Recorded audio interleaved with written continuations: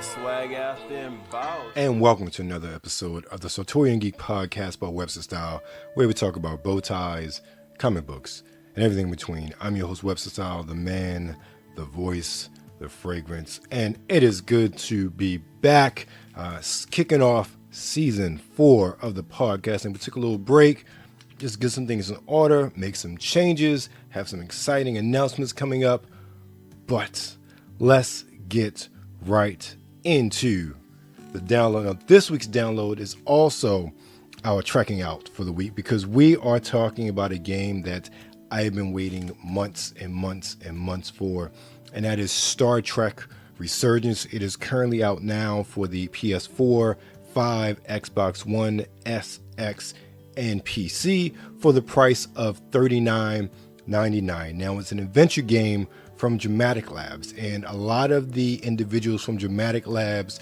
used to work for Telltale Games. So if you're familiar with Telltale Games, they did the Walking Dead series, the Tales from the Borderlands series, they did the Batman, Heart of the whatever, I forget what it was called, and they also did a Guardians of the Galaxy adventure game as well. So if you're familiar, you know it's that sort of point and click and choose your own adventure story.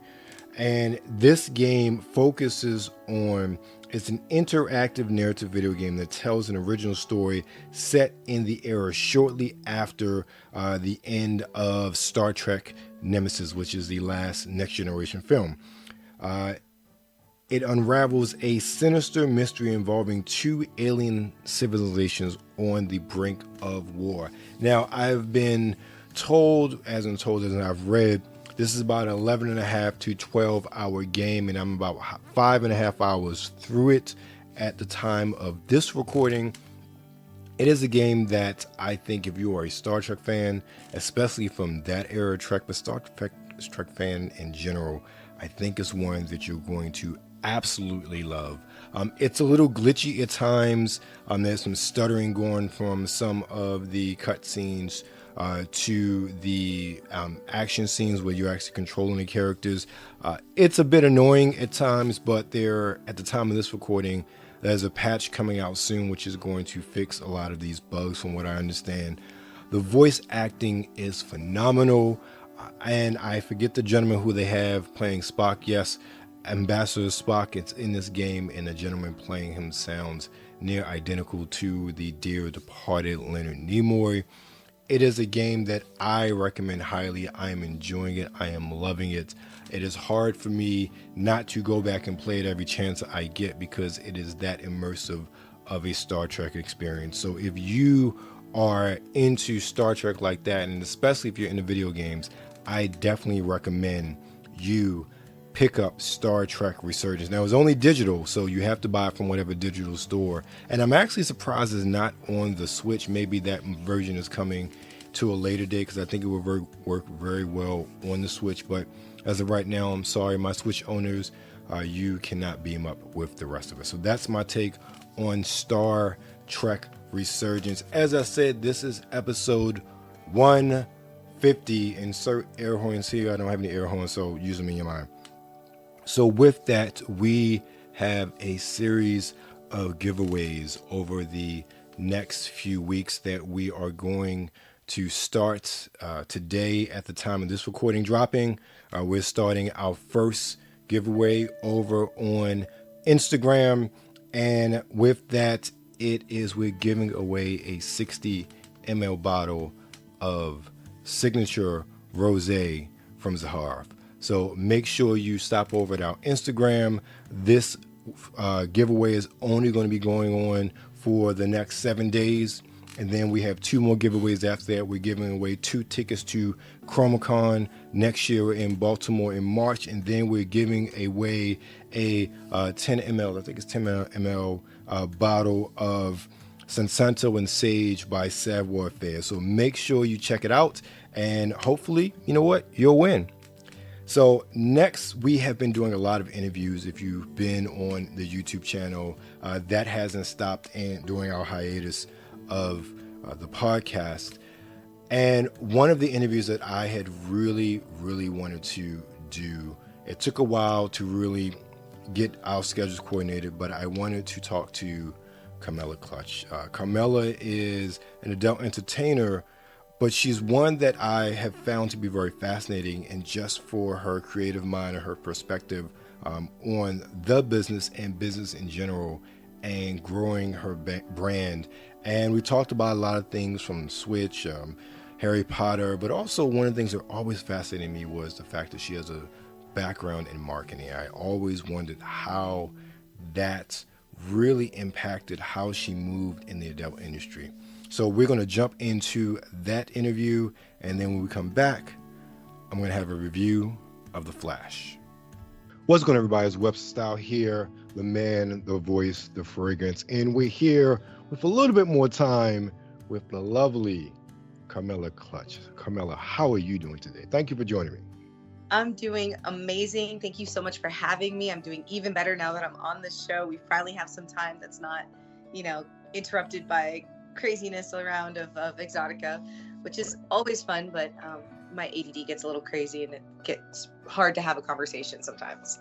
Totally understand that. I totally understand that. I have a very important question to start off with. Got a very important answer for you. Okay. So what are you playing on your Switch? What am I playing on my Switch? Okay, right now I'm playing Mario Kart Deluxe 8. Okay. And I am still, don't hate me, I'm waiting for my Hogwarts Legacy. That was my next question. I know you're a humongous Harry Potter fan. Coming in July. Unfortunately, I'm traveling most of July, so plane time. But I will have time once it actually comes out. I pre-ordered it in January, and being that I travel so much, it just didn't make sense for me to get a PS5 for just one game. I'm not really into the games and stuff like that much. I'm trying to get into gaming. Understood. Because when I saw them, I'm like, Carmela, I know she's probably has a beat on that Switch release, especially since they pushed it back just a little bit compared to the other older systems. Like, I know she's on that, so let me ask her, have you played it all on any other systems? I've had so many people offer to let me play on their PlayStations and whatnot. I have not, because when I say I'm a new user, my friend, we were trying to watch something on YouTube or whatever. He's like, yeah, grab the remote, hit X. I was like,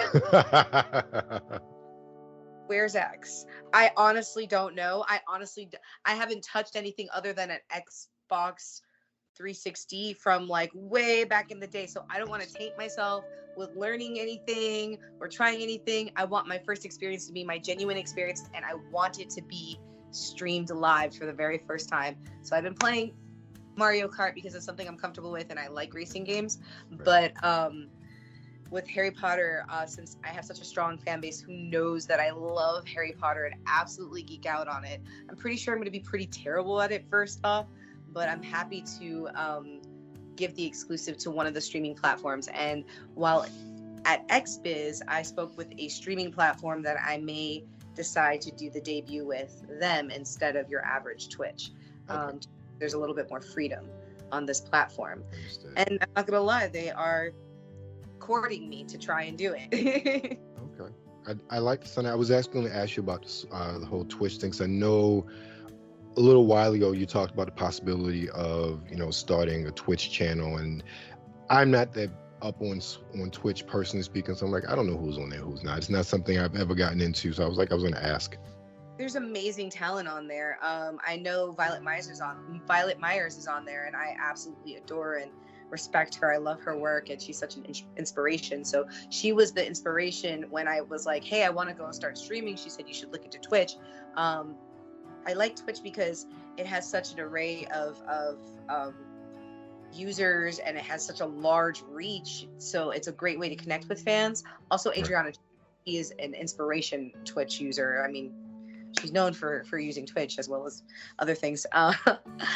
It's just that this last trip to XBiz, where I was doing some networking and some business-to-business business contacts, I realized that there might be a nice transition in between. I might be able to use something like ePlay, which will appeal to more of my demographic of audience already, and eventually go into Twitch as I become a stronger gamer per se. I also like, I don't want to be, I know Twitch, you can use other features. You don't have to just be gaming, but I do a lot of different things. I do yoga, I jog, I cook. Sometimes that's debatable to me, but sometimes. And I just kind of want to be able to have the freedom to do whatever I want on those platforms. So we'll see. There's still about a month before I have to make my decision. Okay. I'm curious. I was curious to, about the Twitch because one of the things I like about you, like even so much as a performer, but even just a person, you have a very engaging personality. And when I talked to you at Exotica, that was one of the things that really got me, not so much from the adult side of things, but the comedy stuff, and just really seeing a bit more of your personality, a bit more of who you are. And that's what really drew me to you. So I think with something like this will be, in my personal opinion, a very good avenue for you to show a different side of yourself and engage with new and old fans alike. Yeah, I would love to. And I mean, that's also something I did take into consideration. I'm not just a adult female star. I am into comedy. I am a cinephile. I love music. There's so many things that I do, but along with it comes a certain definitely safe for work, but not safe for, like, I guess it's a PG-13 language. Mm-hmm. I have no little children around me ever, so I have no filter. Right. And, I like to keep it that way. It makes my interviews a lot more interesting and spicy, and it makes my whole life a lot more spicy. So, that being said, I do want to make sure that if I do go onto a platform like Twitch or YouTube, I am respectful of their code of conduct and with and not that I would be doing anything, but if I'm playing a racing game and someone cuts me off, I'm likely to say shit, damn, or fuck. It's just gonna happen. And if someone comes at me rude, it's likely that I'm gonna come back spicy.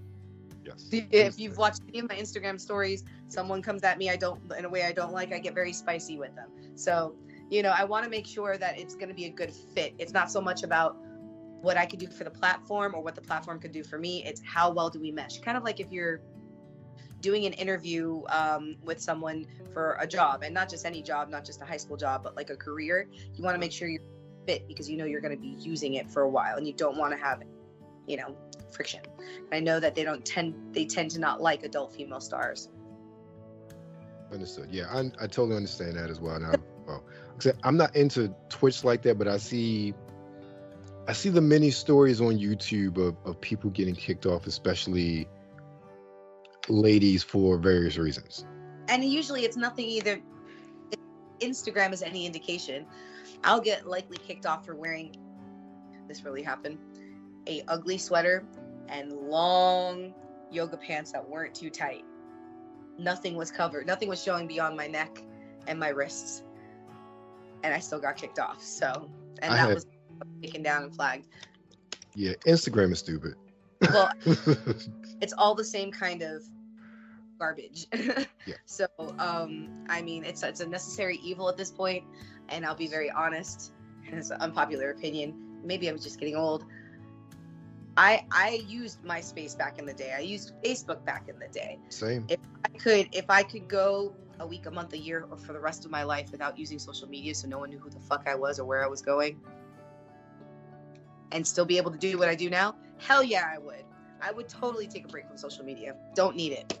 Right. I still remember the days that we'd go outside and play outside. And if we wanted to know where somebody was, we didn't check to see where the pin was or where they tapped. No. You know what we did? We looked outside. Whose house has all the bikes lined up? Crystal. Right. Get invite. We'll go out there. That's what I grew up doing. I was the last. And I'm proud of it. And so now you spoke about you being a cinephile. What are some of your favorite? Oh, maybe first, what's your favorite genre? Do you have a favorite genre of film? Okay, I will always say that my favorite genre is comedy, but I'll be honest, action and suspense, if it's done well, it's actually pretty appealing to me. It just can't be action for action's sake. If it has a good storyline, I'm gonna like it.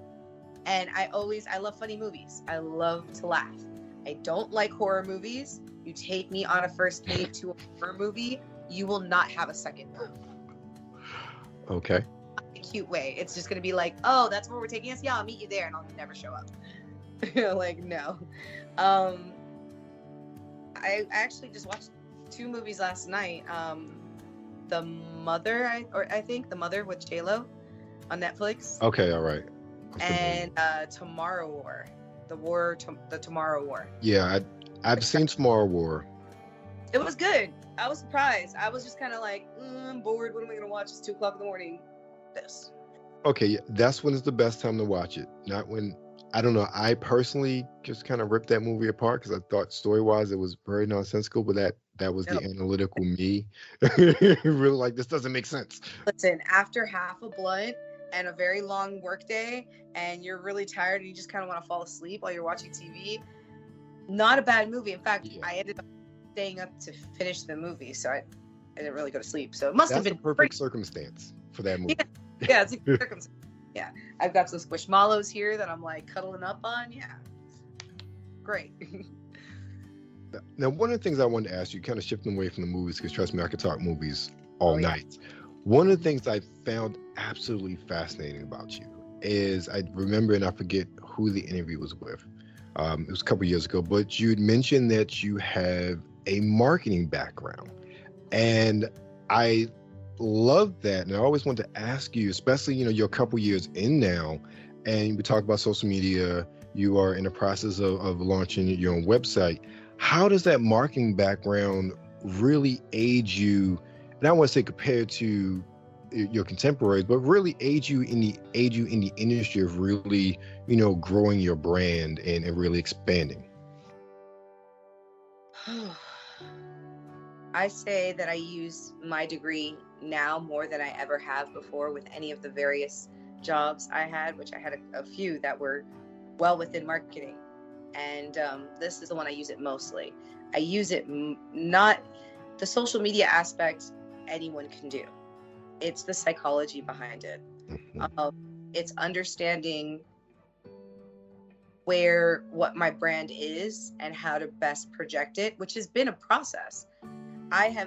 You guys have watched me go through the process of self-discovery almost, because I'm figuring out parts of myself that I didn't quite understand prior to getting into this industry.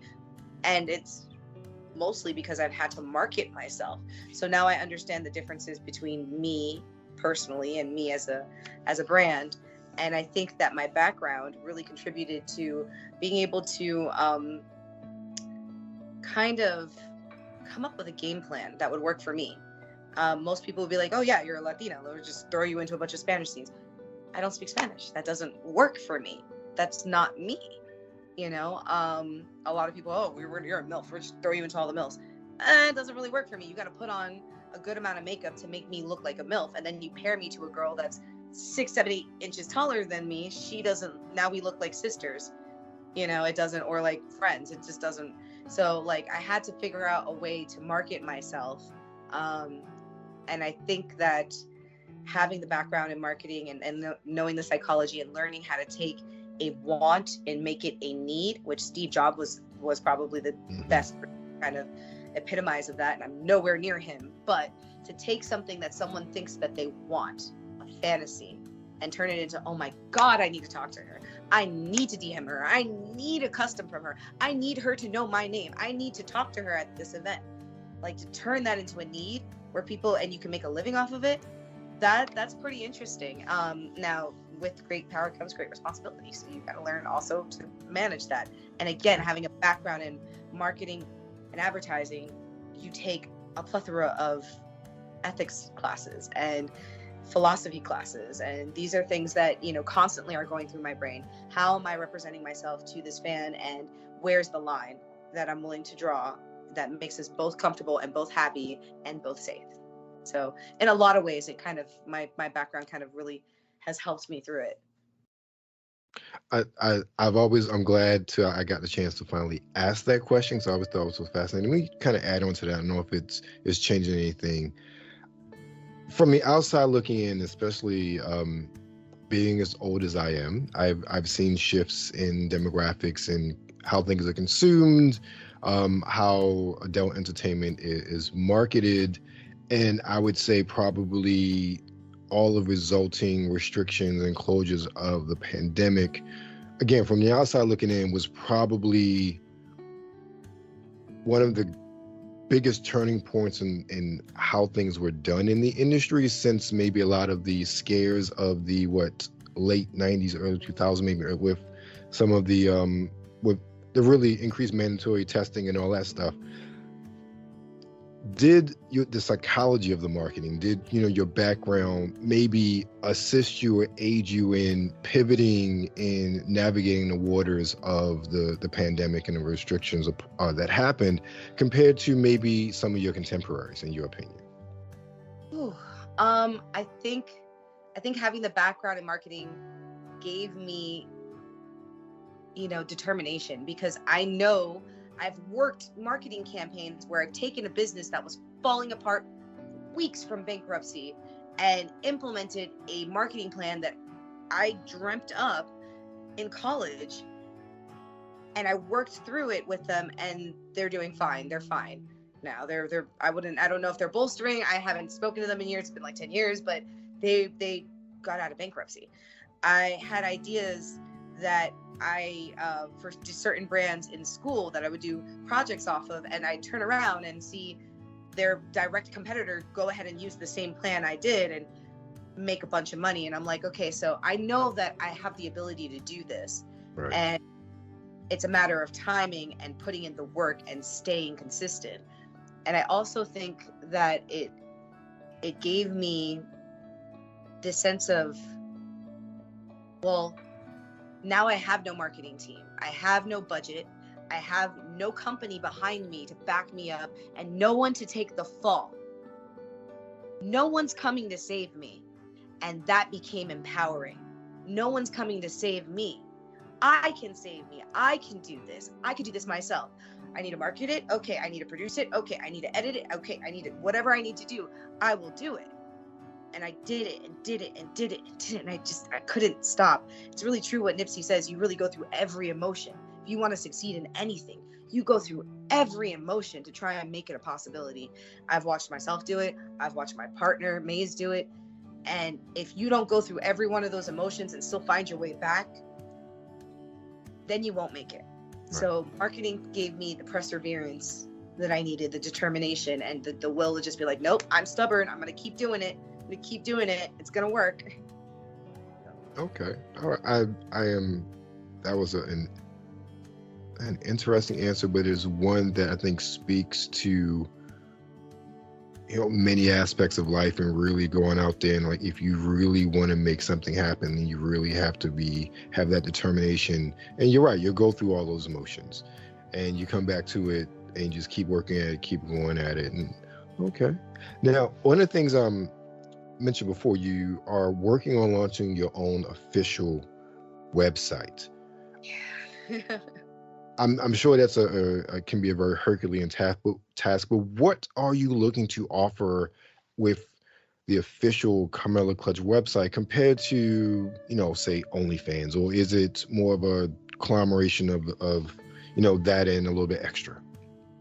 So what I'm planning on doing is I'm either going to do a whole website for myself, or I'll do a Patreon with multiple tiers. Okay. I'll more than likely I'll make it into a full site, because I actually just met the people that I needed to meet to make that a possibility. So that's where it's looking. Concept goes, there's going to be safe for work stuff and there's going to be not safe for work stuff. It is going to be completely different from my OnlyFans. My OnlyFans is going to be a fan club in the future. Okay. I'm talking in the couple of years. This is going to be my OnlyFans will be the way that you can contact me and DM me and get all that one-on-one personal things, get customs and stuff. But my website itself is really going to be a love letter to travel. It really is. I'm going to, do you remember those like travel shows like Samantha Brown, stuff like that? Yes. Imagine your favorite porn star or stars go on, traveling groups and trips and stuff, and they do their content individually or together, whatever, in various beautiful places. Plus you have the element of travel. I'll go ahead and also include an element of cultural and historical and a nightlife element, because when I watch TV and I'm watching something that's travel related, I want to see what I can do out there. Right. And fun for people like me. And I don't see anyone on TV like me or my friends. my friends are a lot more fun, I promise. So I really think this is going to be a really fun concept. I've spoken to a lot of performers who are so down for it. There's going to be a lot of adventures to be had, and the world is the limit. Hell, if looking the way that Elon is having things, fucking Mars will be the limit. I like the sound of that, because when I received that information, one of the things that sort of popped into my head, again, this is not where I was 20 years ago as far as having a lot of knowledge, but one of the things I've seen is that a lot of performers may, have their own domain, but it simply points back to their OF. And a lot of performers don't have a dedicated website like they did, say, in the early to mid 2000s or even late 90s, when everybody was really getting into that. And when I sound like that's a shift or kind of a throwback, but even more so with the premise you discussed and laid out, I think that there's definitely a market for that. I mean, you're the marketing expert, you should know. But I know even myself and a lot of people, it's like there's more than just what people see and what people consume, and it's beyond it. Yeah. Know, what are excuse me, what are our actual lives like after XBiz? Where did you go, Carmela, after the XBiz Awards? Oh, right. I went to an orgy. I'll be honest, I went to an orgy, and I fucked until the sun came up, until I physically couldn't lift my vagina anymore. And then I took my happy ass back to my hotel and slept all day. Got up the next day and went back to work. So it is, it is part of the lifestyle. We work so hard. We sacrifice our privacy, our sense of security sometimes, walking around in public. Mm-hmm. We sacrifice our bodies. I know so many performers who've had knee surgery, back surgery, herniated discs, everything. Oh. We sacrifice a lot. A lot of us sacrifice home life, family life, right. Time with our families, our kids, our loved ones. My friends know I can go and be there for their birthday, but if I get a call from Brazzers and they're telling me, no, we need you now, my ass is on the next plane. It is what it is. I'm so sorry, but they understand what my goals are and mm-hmm. how I'm creating something larger than just my physical body. I'm creating a body of work that will hopefully last and will, generate generational opportunity, not generational wealth, generational opportunity, prosperity, not just here's money for the next couple of years for my nieces and nephews and kids if I ever have, but here's opportunity for you. And there's something that I watched that has been really driving this home to me. I watch a lot of documentaries or autobiographies and a lot of podcasts, and one of the talk shows I actually watched was Heart to Heart with Kevin Hart, and he sat down with a bunch of different amazing inspirational people, but one of the people was Tyler Perry, which is one of my idols, and he was talking about how ownership is the new everything. Right. It's not enough to be the actor in the movie. You need to be the producer. You need to be the writer. You need to be the director. You need to own the movie. And Tyler Perry said, quite frankly, I would rather sell my videos bootleg on the side of the street and own them full out than let someone else change my art, change my work. And so the very first part of my career has always been establishing a brand. That is what I've done. I'm doing that. And I continue to do it. I continue to work with companies because I genuinely love it. But now I'm going to also integrate what I've learned from the companies, the quality of work that I've seen, and I'm going to put it into myself, into my brand. Because owning IP or owning your own whatever is better than renting it, isn't it? Mm-hmm. I don't think anybody outside the industry really looks at it that way. You speak about Tyler Perry, and one of the things that in music, especially the past 2-3 years, there's this humongous discussion about owning masters. A lot of artists that I grew up with and you grew up with now, that discussion about owning masters or re-recording to own your masters, and Taylor Swift made it a big thing with the whole drama she had. And you know, nobody thought about that then, but now you see how that IP, that your intellectual property that you created is now or was used for so many different things, and the actual creators of that got cents on the dollar, if that. So now, especially I think in our digital world, that is become more and more important, but also more and more in our overall consciousness. So I think that's why you end up seeing so many people, going to YouTube or doing this or using the direct to consumer models, so to speak, like an OnlyFans or something, rather than the major studios, because they have direct control over what they put out. They own everything they put out. And I think also, and Tyler's a very good example of that, he hit his audience. Like, he went to his consumer, and his consumer, his main audience, then with that stature helped to blow him up and to get him where he is. Because I'm old enough to remember those bootleg DVDs when I was in undergrad and grad school, somehow showing up in my apartment and rewatching it. Or the VHS tapes. Things like OnlyFans, I owe my career to my fans and to my OnlyFans for two reasons. When I first started, nobody wanted to shoot me. Awkward. I don't know if you're a MILF or if you're a babe, or I don't know where to put you. You're thick, but you're Latina, and you're spicy, but you're also like super Americanized, and we don't know what to do with you. You don't have an accent. Can you do an accent? Can you pretend? And, they didn't know what to do with me. I stuck to my OnlyFans.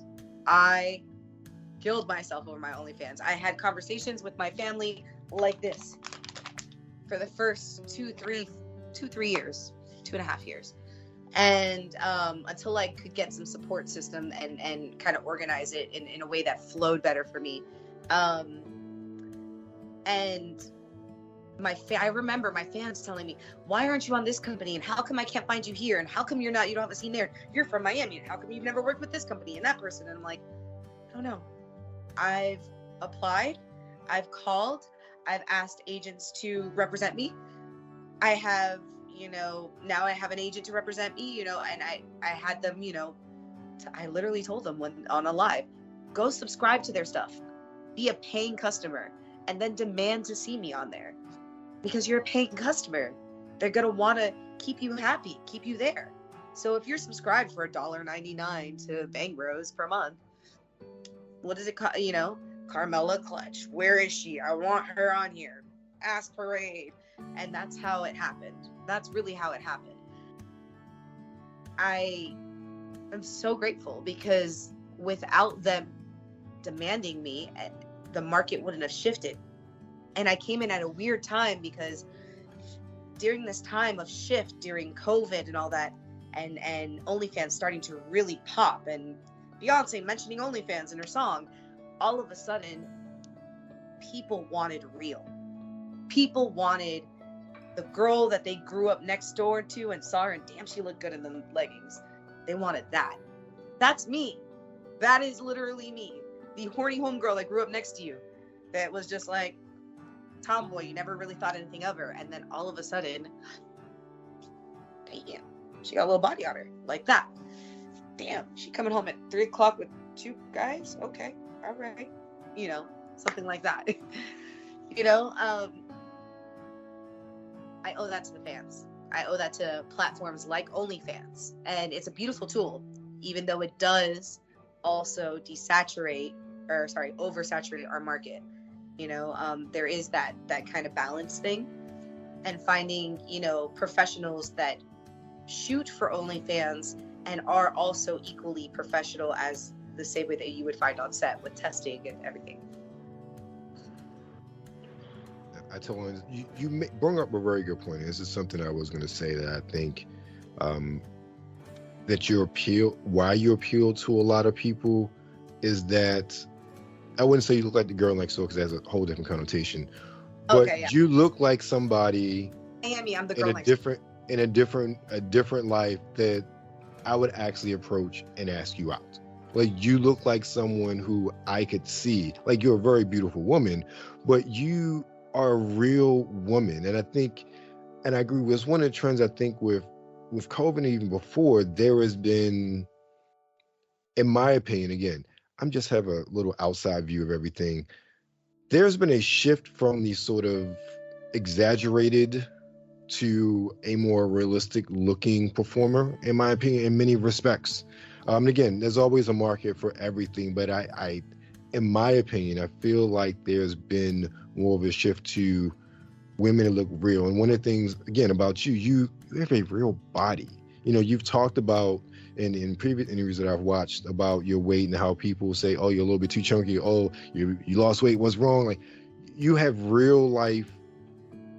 You go through real life things with your body like anybody else. And that is something that I think many people appreciate with regards to, you know, being a fan, loving you as a performer, because you are an attainable fantasy. I'll put it that way. Yeah. You know, the funny thing is, it's so funny. This is literally me in like one of my work outfits. I just got out of the gym. There's still sweat under my boob. Oh my God, Erica's gonna kill. I'm sorry, Erica. I was working out with the trainer. I swear. Traffic. Okay. Anyways, but yes, I am a very real person. I go out with my friends all the time. Most of the time, people don't approach me or don't. I mean, I do get recognized when I do my hair and my makeup and everything. They're like, oh, wow, that is someone that we know her. But when that's how I normally go around. I'm very natural. I've gone back to my hometown and went to the local dive bar with my friends. This was back, I want to say around Thanksgiving. And I'm talking to the bartender, you know, about my age. He's a really handsome guy. And I'm getting drinks, a round of drinks for all of my friends and stuff with, you know, big reunion. Everybody's home for Thanksgiving. So at the end of the day, we all went to the dive bar that, you know, local. And I see everyone from high school. I'm buying a round of shots. The guy's like, you look so familiar. And I'm in my whole Clark Kent vibe. I've got glasses on. I don't know if I have them here somewhere. I have my glasses on, and my hair is probably in a bun or a ponytail or something like that. And it wasn't until after we left that he had checked. I guess he had figured it out. He had checked my Instagram and saw my selfie, and it was clearly me. He messages one of my best friends from back home that he happens to know. Hey, Max, is that Carmela? Blah, blah, blah, blah, blah. And she's like, oh yeah, that's my friend. You saw her. That was her. I knew she looked familiar. Oh my God. Is that so-and-so? She grew up here. Oh my God. I had no idea. And it's like, yeah, you know, I go out very average looking because one, there's a lot of attention to have on you. And I'm old enough to understand that not all attention is good attention. And that's a big statement to say. It's big girl pants to say that, you know, because it took me a long time to get to that point, especially in this industry. So, yeah, I appreciate that. And I thank you so much for saying that I am a attainable fantasy, because I am a real woman. And I think that there needs to be some love for real women. Look, no shame or hate. And maybe one day, maybe I will have surgery one day. It's a total possibility. I work out all the time, and, you know, eventually my body's not going to be able to keep up with what I want to do and I want to look like. And at that point, it's my prerogative and that's my business. But for me to have surgery just for the sake to be a pinup girl for someone else, right? For myself is one thing. For someone else, never. Right. There's one other person or one other entity I would ever sacrifice what I want for my body for, and that's if I ever had a child. Right. So, and that's just me. And anybody who knows me knows that I'm probably going to be the coolest aunt ever, but not a mom right now. Right. No, I don't, and I know you don't take it this way, but I guess anybody listening, I don't want anybody to take it as, you know, there is like, that's wrong, right? Look, there's a market for everything. There Absolutely. is, you know, things that people, one thing about the adult industry and adult entertainment, you can get whatever flavor you feel like any day, so to speak. Get the flavors to intertwine, and it's a great Sunday. Right. But for a long time, the industry really skewed toward certain body types, regardless of ethnicity. And you saw a lot of pressure, especially for the ladies. Well, men really can't get implants. Well, they can, but that's a different story. You know, you saw the pressure really to, you know, go larger, to get the BBLs, to have that, you know, everything to be a bit more exaggerated. And you've seen and that still happens, and, you know, beauty is beauty regardless. Right. you've seen a shift real in the past couple years of, and I'm talking specifically with women of color in this point, because with some of the without, as we say in my house, non-melanated Yeah. people, there you've always had that, girl next door type. That's always been the fantasy. So I wouldn't say there's been a difference, so to speak. But one of the things I've seen, like I said, that shift toward where you get a lot more regular bodies, where you don't have to be as exaggerated, where you're getting a lot more body types as well, and they're not just relegated toward one sector or one company. You've seen a lot of, especially say, curvier women across different companies, and I think that direct consumer model talked about before. People demanding that, people showing that, hey, there's definitely a mark for this. The Yeah. companies are really recognizing it. And also for companies to understand that there's not just teen and BBW bodies. Right. There's MILF, there's Babe, whatever. But there are, someone the other day had mentioned that I was their favorite BBW performer. And I said to them, my love, I am so grateful that I'm your favorite anything.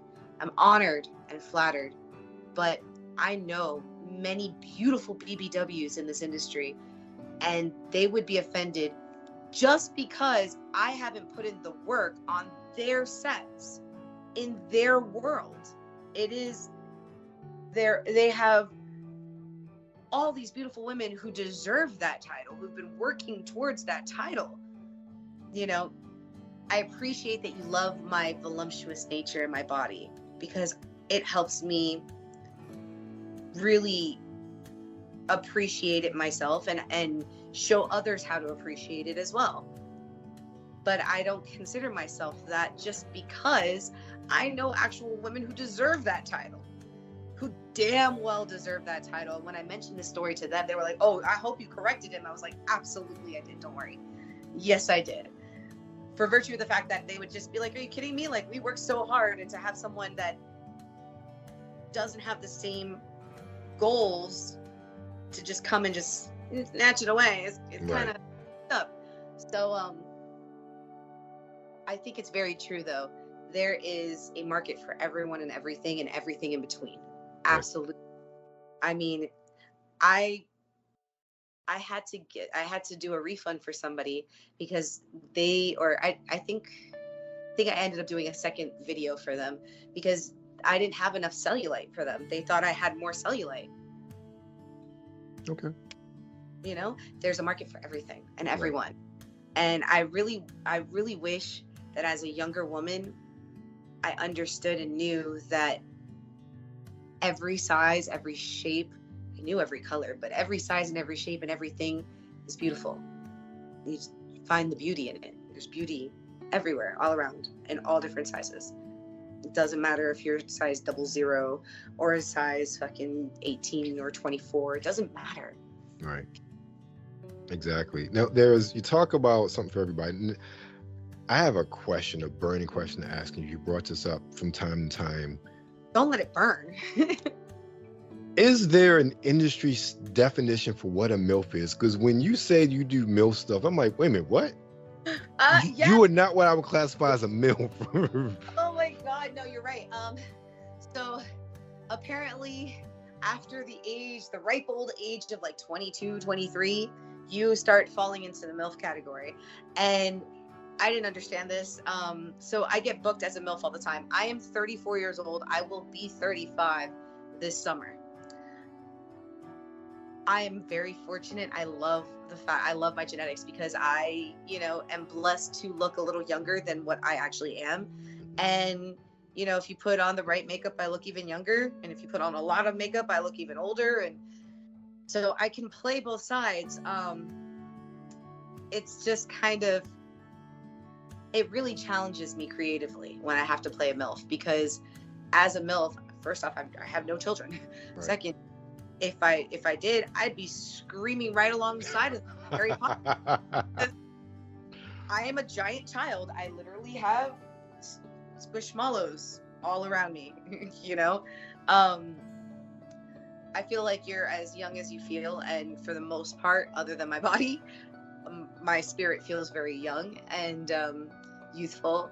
So it's kind of a challenge when they try and put me into the MILF roles, but I always appreciate a good challenge. I always like a good challenge. I make a great big sister, but but mom, that's kind of hard. So I guess it's just by virtue of the fact of my age, and then everybody tells me beyond the age, you look like you've milked some titties, and you know, it looks like I've been able to have kids. You know, I have Right. breasts, I have a smaller waist, I have wide hips, I have big butt. So it looks like, you know, some people have even asked me, how many kids have you had? And I'm like, I happen to have extra high levels of estrogen and testosterone since I was a child. Right. And it made me very voluptuous at a very young age. At 5 years old, I had full C's. I'm not 5 years old. Fifth grade, I had full C's. At 5 years old, I had a training bra. So like, I've been curvy most of my life, and not even in a heavy or overweight way. I've just always had a doop Right. kind of figure. Understood. Yeah. I Look, understood. it's a gift and a curse. I was curious about that because I'm just like, no, really, but You know, I can understand with that explanation. and I mean, I guess with just the body type, that makes sense. But if you actually follow storyline for some of these things, you know, the spicy Latina, I remember in one scene, couple of scenes, I've had to flip the table, and because it's like the mom that catches the daughter or catches the husband or whatever the fuck. And in those situations where I have to go ahead and amp up the spiciness or like the attitude, it's all too easy for me. So I'll go ahead and do that. I'll play the MILF. It's okay. It's easy for Understood. a girl to play the mean girl. Not easy for the mean girl to play the nice girl. Understood. Now, I want to ask you a question, maybe get somewhat away from the MILF, but more around this whole thing as far as your brand and expanding, you know, outside of just being an adult entertainer. You're also doing Triple X Radio. Oh, okay. So that was a project that I had started. Unfortunately, it was disbanded a little while ago. I guess that was probably an old press release. Okay. Yeah, it was disbanded a little while ago. I think the COVID had started. We had literally started the project maybe a week or two prior to COVID shutting everything down in LA. Okay. And we tried to continue on with virtual, but it just wasn't happening. It was really, really hard. We didn't even know if we were going to have an industry for a while. There was like a whole shutdown. So unfortunately, we had to scrap that project. Who knows? Maybe in the future I will. I would probably take a more Dr. Ruth approach and do it like a kind of like Howard Stern meets Dr. Ruth. I don't know if I'm dating myself here. Do you know Dr. Ruth? Yes, I do. I was about to say to all y'all young folks out there, look up Dr. Ruth. Ruth, you're too young to be watching this. I'm kidding. But look her up. She's fucking the tits. She's awesome. I love giving advice like that to friends and family. I get so many people who write on to me on OnlyFans, and I half the time feel like I'm giving out an advice column. Not particularly like I wouldn't. I'm not a therapist by any stretch of the imagination, but if you have a question about how to better reach an orgasm, I'm pretty sure I can help you do that. So I kind of want to do something kind of like that and bring on a whole slew of my friends, a slew of sleuths, and kind of do a pod show like that, maybe a podcast later in the future. But Triple X Radio was something that was a pet project for a little while, and I definitely I kind of got the bug for it. That's why I love doing these podcasts. I'm trying to understand how they work best and maybe implement that into the future. Who knows, when I'm going on these travel experiences, I might, integrate a podcast into that as well. I think that's a really good idea, personally speaking. Outside of just, you and your friends talking about your experiences, but even maybe, getting locals or maybe, other individuals that are there and talking to them also. I think it would be a really good experience for everybody involved and a good one for a listener as well, in my opinion. Yeah. I really love the shows where we get the fans that can call in and ask questions, because sometimes they have a really good question that's been burning for the longest time about, you know, this or that. I remember one podcast I did, we had a guy call in, and he was on a date, and he had made it back to his house with the date. He just didn't know how to pull the trigger. And the girl was kind of like, so you want to call the show instead of just... And so we've talked to the girl, we talked to him, and we talked to the girl, and we eventually told him to get off the phone and gave her some advice. And I hope they had some crazy sex that night. She came back to his house. I know. Idaho or something, because he's like, I'm back in my stable in my barn. I'm like, that's a hot accent. Okay, cool. But you're kind of missing out on the point. You gotta exactly. Go act like animals. Go do the do. No? Oh, that's hilarious. Oh man. I'm speechless after that. He called you guys. Okay. Yeah, he's like, I don't know what to do. And we're like, we know what you're supposed to do. She's like, I know what you should do. And you hear her? Dave, a horse ride a cowboy. She about to ride the cowboy. Go get rude. Right. Oh God. Oh, good times. I love doing podcasts. I love, especially when I can have those fan interactions, because it's important to me, at least, to make that one-on-one time, that connection with the fan, to get to know them a little bit, and hopefully for them to get to know me. And I'm hoping that at the end of each of those interactions, whether it be a podcast or in person at Exotica, I'm really hoping that every time I get to interact with someone, they can leave with just a little piece of me, a memory, so to speak, of being like, yeah, we laughed about this, or yeah, she joked about that, or yeah, she touched my beard and made me want to like cream myself. Oh, sorry, is that too close to home? But you had any beard stroking when I met you. I'll look out next time though. But I mean, you know, like I want to have those experiences. I remember I had one fan come up to me, and you know, they were so excited that they were huge Harry Potter fans too. He was like, you like Gryffindor? I'm a Gryffindor. Harry Potter. And I'm like, oh, cool. That's really cool. Like, what's your favorite spell? And we like did some spells together, and we like took pictures. It was silly, but it was fun. And I really hope that they can take that memory and be like, wow, I have that image of her and of how she really is in real life versus the face and the like, you know, stuff, you know? I just, yes. At the end of the day, you always want to like make your impact on the world and leave people with the right impression of you, I guess. Mm-hmm. And not just the distorted public figure that everyone else portrays, you know? I totally understand that. I'm not going to keep you any longer, because I know you got a lot of things going on. I appreciate your time. Tell everyone where they can find you on the web. Oh my God. Thank you guys so much for having me. Thank you for having me, my love. I really appreciate it. I am on Twitter at Carmela_clutch. I'm on OnlyFans, onlyfans.com/clutchvip. And I have Instagram. It's at Clutched World. That's CLUTCHED World. The only place I DM is OnlyFans. If you're talking to someone on any social media platform, it's not me. I'm sorry. I've had like 5 people this week tell me that they got scammed, and I'm like, I'm so sorry. So Crazy. Only place I contact people is OnlyFans. That's the only place. Well, thank you, Carmela. I appreciate it. Make sure you check her out, guys. I'll see you guys next time. Thank you. Bye. And that was my interview with Carmela Clutch. I absolutely loved it, as you can see. But let's talk about something that I didn't love. Let's talk about The Flash, the latest entry in the DCEU, I guess the final entry in the DCEU, starring embattled actor Ezra Miller, which had been touted as one of the greatest superhero movies ever done. No.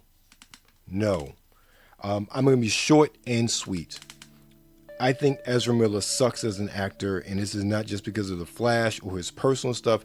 Everything I've seen him in, genre-wise, in this case mostly as Fantastic Beasts, I have not liked him as an actor. I have thought that he just was there. He was vanilla toast, or plain toast, or he was just vanilla.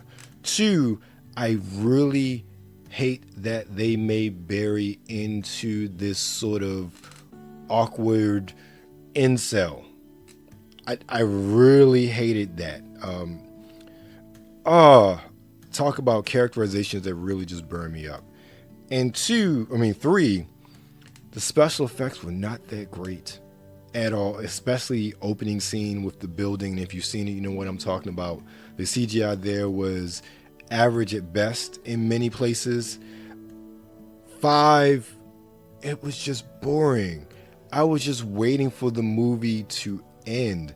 Even Michael Keaton and the nostalgia there couldn't help me because, first of all, they blew their wad with all the cool stuff as far as sayings in the commercials. Second of all, he couldn't help the blandness of this movie. It was soulless, it was boring, and it was just like you couldn't feel this movie. It was just like you're trying to get through. Then they rehashed the whole Zod point, and even then the special effects looked kind of janky. It really seemed like they had other actors and they put Michael Shannon's face on the mask. It was not a good movie at all. It was not. It was okay at best, and that's on a good day. But it was 2 hours, 20 minutes of way too long superhero nonsense with no heart, no soul, and the plot that I felt was dumb. And for a movie that utilizes the whole Flashpoint story as its core, which is one of the greatest Flash stories ever, one that has defined the character for the past 20 years, for them to do it and to utterly fail at it is sad. We've seen this story done at least twice before in the entertainment medium. Once with the movie, the Flashpoint movie, and then the other with the TV series. And it is sad that now I dropped off the TV series after season 2, not because of the characters, but it's episodic television, and it was the same rinse repeat every year, just with new plot twists. But still, you got a big bad, you fight the big bad, you figure out who they are, you fight, you beat, you move on. Okay, great. Period. But the characterizations of the Flash, the personal interactions, were just great. And to see this is just like, oh, I'm hoping we will never ever see another Flash movie again, especially with Ezra Miller as the Flash. So that's my take on the Flash. Let's talk about the fragrance of the week. In this case, it is Bad Boy Extreme. You're gonna have top notes of ginger and sage, heart notes of cocoa, absolute, and vetiver, and then base notes of patchouli and tonka bean. Now, my impressions of this, I really enjoy the spicy notes on the top with the ginger and the sage. That quickly for me, I got more of the vetiver, the initial dry down, and then with the patchouli and the tonka bean. But as the fragrance really mellowed out and became more of a skin scent, that cocoa absolute was just phenomenal, especially the way it mixed and melded with the other notes of this fragrance. Now, it's not one that I would say lasts 8, 9, 10 hours. Again, I only received a small sample, so I couldn't properly spray, and usually those samples is like a whiff and that's it. But it's a fragrance that really surprised me with how much I liked it, because with my initial spray, I did not think I was going to like the fragrance too tough. But as the day went on, as that Cocoa Absolute really started to shine and the combination of the other notes, I really started to enjoy the fragrance and would really like to try more of it in the near future. So that is my take on Bad Boy Extreme by Carolina Herrera. Now, if you want to support us, there are various ways that you can support. We actually have a new sponsor. In addition to the others, Basil and Sage subscription box. They are a subscription box where they feature all products that are, contributed, done by Black businesses. They have a men's and a women's box. The current box for the month of June is focused on Juneteenth, which at the time of this recording is tomorrow. And it had a really luscious beard balm, a great beard brush, beard oil, some really cool Juneteenth socks. It was a box that I think that is more than worth. It is actually more than worth the $50 that you will be charged for it. And it's one that I definitely looking forward to getting next month's box to see what's inside. I really enjoy the products. and I think you will too. So if you're interested, when you go to the site, make sure you use code WebsterStyle10 for a discount on your first box. Also, become a producer for Patreon. We start out just $1 a month with our associate producer role, and then you can move up from $3 to $5 to the different types of producers, producer and then executive producer. It gets you free goodies there as well. Also, you know, Pete and Pedro, I love their fragrances. They're inspired. I've talked about Villain so many times how much I love it. They have their other fragrances there as far as Rebel, Hero, and all the rest. They're a great deal, 50 ml for $50. You can't go wrong with that. They all are guaranteed to last all day and to definitely get everyone's attention. You can get 10% off your first purchase by using the link in the show notes. And also, if you're looking for an alternative to the traditional energy drinks, check out Dubby. Get 10% off your first purchase with the code WebsterMan or the link in the show notes. And your boy's everywhere on the Instagram, TikTok, the YouTube. You can find me every week with my man Brian Sav talking video games over Nerds Rule the World with the NRW Checkpoint. You can also find me every week with the legend Kuya P and Sean Mongo talking the Squared Circle Wrestling on the Kayfabe Baby, the NRW Ring Generals podcast. Every week as well. Find me on social media, Instagram, Webster Style Sartorian Geek, Twitter, Webster Style, TikTok, _Webster Style, and of course, anything and everything that is Webster Style can be found at websterstyle.com. And again, drop me an email, info@websterstylemagazine.com. Thank you for your listening ear. Thank you for your time. Remember, stay safe out there and be blessed. Kill it. Ooh, I mean, this is me right here. Baby, you see this? Nah, this is... Hold on. I can change. I thought... Never mind. Forget it. I'm a Jenny, Infinity, Muffin, finicky when it comes to the killing spree, aka that's an ensemble. Are you the enemy if you're not defending the presence of Millie in the vicinity without a bow tie? Okay, I might have went over the edge. Besides, I really left them clothes on them legs and thighs. Need to get strong, we can lift them to the sky. The party's up to 12. We got a little time to get it on. And known fact, I'm the type of pussy on. And after that, take a picture with your phone of the outfit. I'm choosing what we own. Now it was Tree Green Tuesday. Had to be Bow Tie Thursday. Had to be White Wednesday. I know last time. Well, I wore polka dot. You didn't wear. Miss Millie on them hills killing them, but I'm sure it's a Thursday. Bow tie Thursday. Pasta cream in your heels looking sharp, babe. Acting like you don't know the rules up in the workplace. Must I remind you it was till on your birthday? Don't get me wrong, I think we killed in the birthdays. And you picked the hella fit for the church day. Let's say you picked the risk game poet. Now you got the floor filled with bras that you purchase. Pick a color scheme that can match your berry corset. Get the berry cream, get the berry cream, make a little scene. Cause no one man should have all that styling. Take it off, clothes on the floor piling. No one girl should fit it all in them jeans. So take it off and let me see what's under them seams. Cause no one man should have all that styling. Take it off, clothes on the floor piling. No one girl should fit it all in them jeans. So take it off and let me see what's under them seams. Let's see what it seems. If it is what it seems. Do it again. Chicks be looking thick leggings, you know what I mean? I don't know. Take a hint though, don't try to get me at a moment. Mint though, smoking hot, rocking this pin so thin. Tie hairline, looking like a stint so pimp. No lie, I'm sharper than a utensil.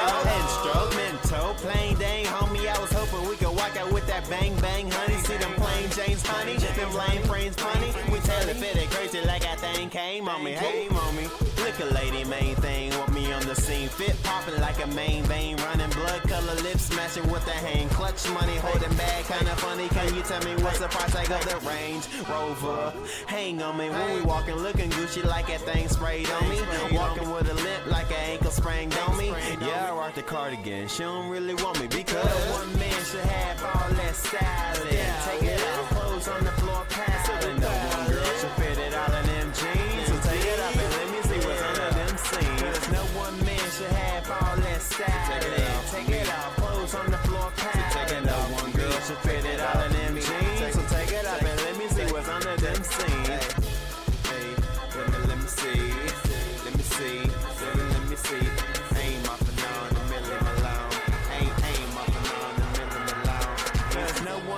should have all that styling. Take it off, clothes on the floor piling. No one girl should fit it all in them jeans. So take it off and let me see what's under them seams. Oh, you wanted to? Oh, I completely read that wrong.